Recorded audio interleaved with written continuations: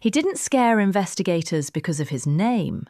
He terrified them because of what was waiting in his basement.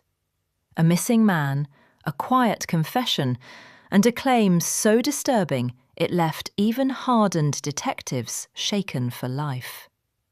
He said the victim asked for it, that it was a deal, a mutual decision.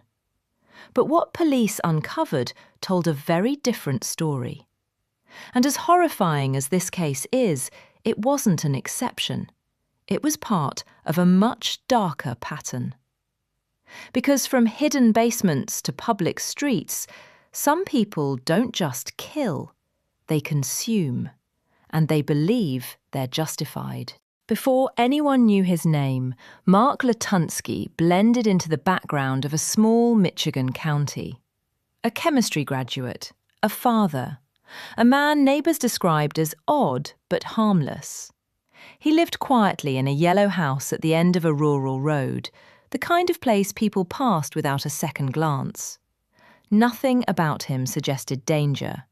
No criminal reputation, no violent past that stood out.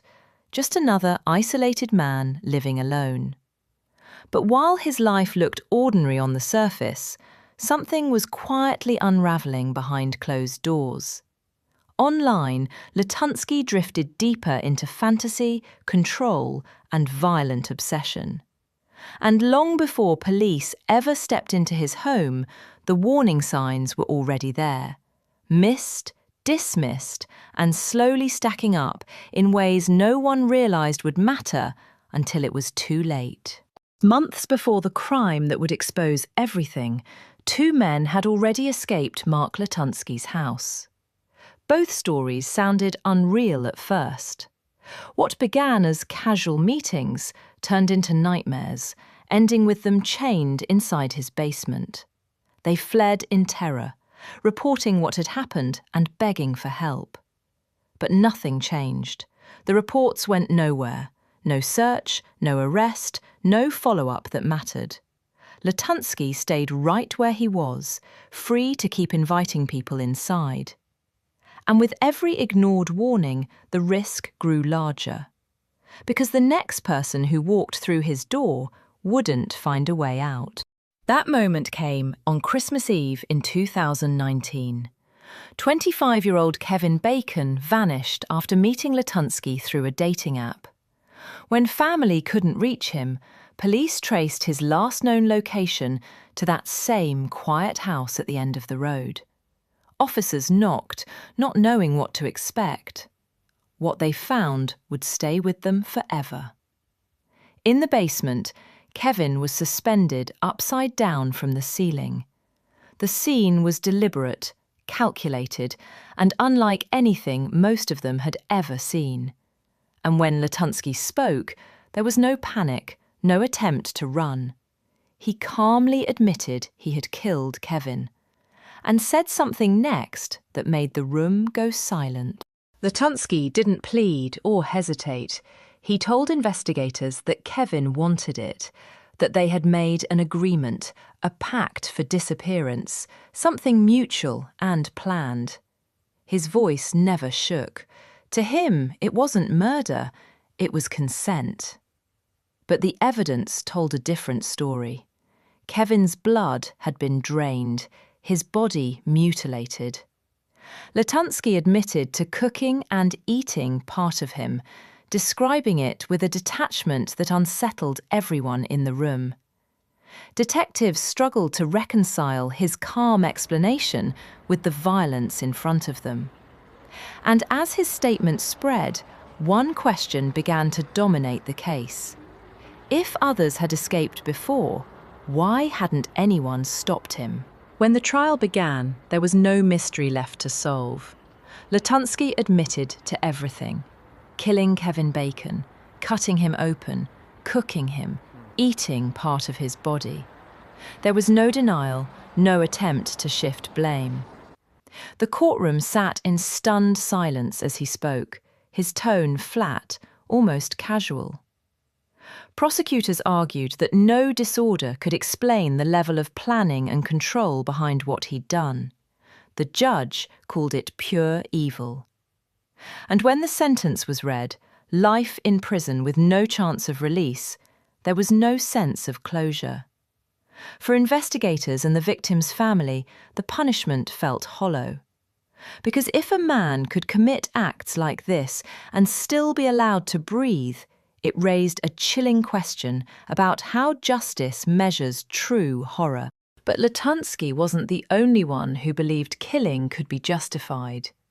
Hundreds of miles away in Texas, another man claimed his murders weren't crimes at all, they were offerings.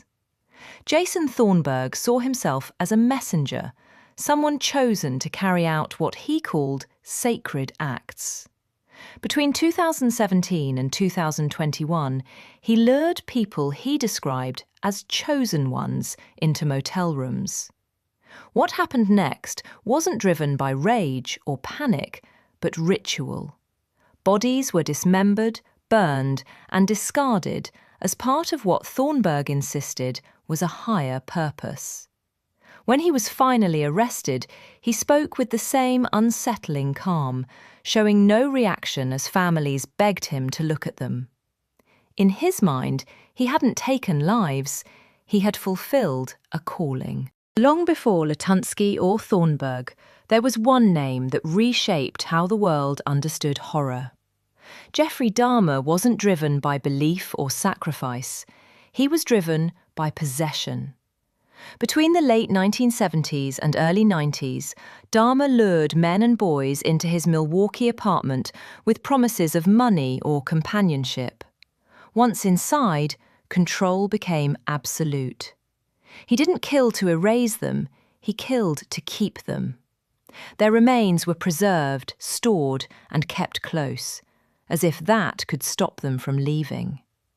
When police finally entered his apartment, even seasoned officers broke down at what they found. Dahmer later said he just wanted them to stay with him forever. And that twisted need would become the blueprint for countless nightmares that followed. What makes these cases even more disturbing is that this darkness no longer stays hidden. In recent years, similar acts have unfolded in public, in broad daylight, with witnesses watching in disbelief. In Las Vegas, a man was caught on camera attacking a stranger at a bus stop, later claiming he'd been taken over by something else. In Oklahoma, another confessed to killing a young neighbor out of curiosity, wanting to know what it felt like to consume human flesh.